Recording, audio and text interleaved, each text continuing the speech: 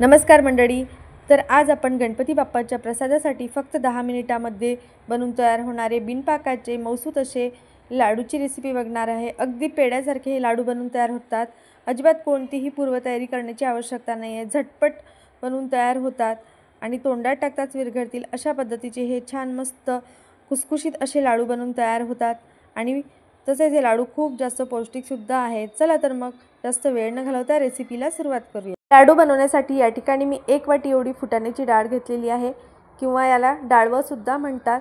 तर बघा, ही डाळ आपण अगदी हलकी भाजून घेणार आहे। तर ही डाळ छान कडक होईपर्यंत आपल्याला भाजून घ्यायची आहे। याचा रंग वगैरे आपल्याला चेंज करायचा नाही आहे। तर मध्यम आचेवरती मी छान ही डाळ कडक होईपर्यंत भाजून घेतलेली आहे। तर या ठिकाणी डाळ जी आहे ती छान अशी भाजून झालेली आहे।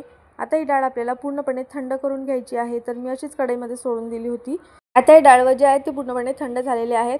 सध्या पावसाळा चालू आहे त्यामुळे हे डाळवं नरम पडतात। त्यामुळेच आपल्याला हलके हे भाजून घ्यायचे आहेत, कारण नरम जे डाळवं असतात ते मिक्सरमध्ये व्यवस्थित बारीक होत नाही। तर आता बघा, मी मिक्सरचं छोटं भांडं घेतलेलं आहे, त्यामध्ये अर्धे डाळवं टाकून घेतलेले आहे आणि आपल्याला अगदी याची पावडर होईपर्यंत छान मिक्सरला फिरवून घ्यायचं आहे। तर या ठिकाणी तुम्ही बघू शकता, या डाळव्याचं मी पूर्णपणे पीठच करून घेतलेलं आहे। अगदी बारीक अशी पावडर झालेली आहे। तुम्हाला वाटत असेल यामध्ये काही डाळव्याचे कण शिल्लक राहिले तर तुम्ही हे चाळून सुद्धा घेऊ शकता, पण मी अगदी बारीक पीठ केलं त्यामुळे मला चाळण्याची आवश्यकता पडली नाही। तर सगळे डाळवं मी अगदी बारीक असे दळून घेतलेले आहेत। आता आपल्याला याच भांड्यामध्ये साखर बारीक करायची आहे। तर जेवढे डाळवं आपण घेतले त्याच्या अर्धी आपल्याला या ठिकाणी साखर घ्यायची आहे आणि गोडाचं प्रमाण जे आहे ते तुम्ही तुमच्या आवडीनुसार कमी जास्त सुद्धा या ठिकाणी करून घेऊ शकता। तर 1 वाटी डाळव्यासाठी मी अर्धी वाटी एवढी साखर घेतलेली आहे आणि यामध्ये आता आपण 3-4 इलायची सुद्धा फोडून टाकून घेऊया। तुम्ही या ठिकाणी जायफळचा सुद्धा वापर करू शकता। तर बघा, मी इलायची सुद्धा यामध्ये फोडून टाकलेली आहे आणि आता मिक्सरला आपल्याला अगदी बारीक अशी याची साखरेची पिठी करून घ्यायची आहे। तर बघा, साखरसुद्धा मी मिक्सरला छान अशी फिरवून घेतलेली आहे। आता ही पिठी साखर आपल्याला या डाळव्याच्या पिठामध्ये टाकून घ्यायची आहे। त्या लाडूंना आणखी जास्त चविष्ट बनवण्यासाठी मी एक छोटं मिल्क पावडरचं पाकिट घेतलेलं आहे। ते 1 पाकिट मी यामध्ये टाकून घेतलेलं आहे। मिल्क पावडर टाकणे अगदी ऑप्शनल आहे, पण या लाडूंना छान मस्त अगदी पेढ्यासारखी चव येते, त्यामुळे मी 1 पाकिट एवढी मिल्क पावडर यामध्ये टाकून घेतलेली आहे। आता सगळे साहित्य आपल्याला छान एकजीव करून घ्यायचे आहेत। त्यानंतर अगदी पाव वाटी एवढं मी तूप घेतलेलं आहे।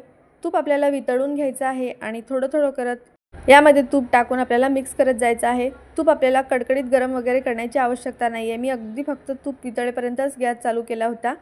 आता या मिश्रणामध्ये आपल्याला तूप टाकून घ्यायचं आहे आणि हे तूप छान असं पिठाच्या प्रत्येक कणाला छान चोळून घ्यायचं आहे। तर तुम्ही बघू शकता, छान मस्त मी हे सगळं तूप यामध्ये टाकून घेतलं आणि पूर्ण पिठाला छान चोळून घेतलेलं आहे। त्यानंतर तुम्ही बघू शकता, आपल्या लाडूसाठी लागणारं मिश्रण तयार झालेलं आहे। आता आपल्याला लगेचच याचे लाडू बांधून घ्यायचे आहे। हे मिश्रण जर तुम्हाला थोडंसं कोरडं वाटत असेल तर तुम्ही आणखी यामध्ये 1-2 चमचे तूप टाकून घेऊ शकता, पण 1 वाटी डाळव्यासाठी पाव वाटी तूप अगदी योग्य प्रमाण आहे। चला तर मग आता सगळे लाडू मी छान एकसारखे बांधून घेते। तुम्ही तुमच्या आवडीनुसार या ठिकाणी लहान मोठे लाडू बांधून घेऊ शकता। तुम्ही बघू शकता, अगदी सहजासहजी हे लाडू बांधले जातात आणि खूप छान मस्त अगदी गोल गरगरीत असे हे लाडू बनवून तयार होतात आणि खूप छान चविष्टसुद्धा बनवून तयार होतात। चला तर मग या गणेशोत्सवामध्ये तुम्ही गणपती बाप्पाच्या प्रसादासाठी अशा पद्धतीने एकदा हे डाळव्याचे लाडू नक्की बनवून बघा।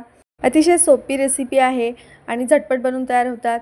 तसेच तुम्ही या ठिकाणी हा लाडू बघू शकता, किती छान मस्त खुसखुशीत असा बनवून तयार झालेला आहे। अगदी तोंडात टाकताच विरघळतील अशा पद्धतीचे हे छान मौसूत लाडू बनवून तयार होतात आणि चवीला सुद्धा अप्रतिम लागतात। चला तर मग तुम्हाला आजची माझी ही झटपट बनणारी डाळव्याच्या लाडूची रेसिपी कशी वाटली हे मला कमेंट्स करून सांगायला अजिबात विसरू नका। रेसिपी आवडली असेल तर व्हिडिओला लाईक करा, व्हिडिओ जास्तीत जास्त शेअर करा आणि अशाच छान छान रेसिपीज पाहण्यासाठी आपल्या यूट्यूब चॅनलला नक्की सबस्क्राईब करा। चला तर मग पुन्हा भेटूया आणखीन अशाच नवनवीन तसेच पारंपरिक रेसिपींसोबत।